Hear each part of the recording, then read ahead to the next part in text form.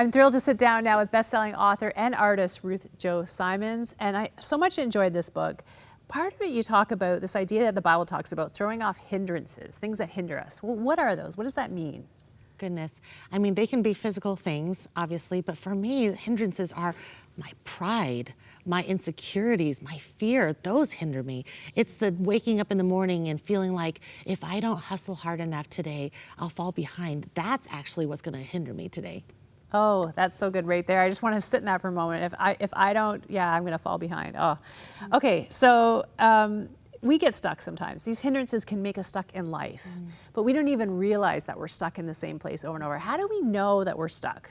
It's a really good question, but I think oftentimes we think we're trying to solve the problem. We're going, how do I find the fix to this circumstance that I'm in? When really, God's really wanting our hearts to change. And the only way for our hearts to change is for us to realize we're not getting anywhere with our own devices. And so that's a really good place to be. It's a good place to finally realize I got to turn to the Lord. And why does the gospel, why does redemption matter right now, right here, right now? And so that's part of my hope, is that we would apply the gospel in our everyday lives, because it's not just for Sundays, it's not just for church, it's for right now when you feel stuck and you're not quite sure whether to go forward or to take a left or a right.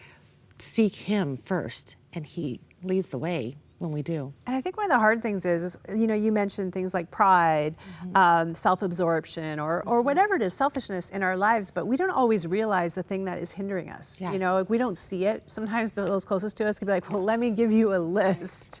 How do we, is it accountable relationships? Is it spending time with God? How do we start seeing what are the things that are holding me back? Well, and I think that you're right. Like, we have to have people in our lives who will lovingly hold us accountable, but you cannot know what hindrances and what sin is in your life if you don't go to the Word.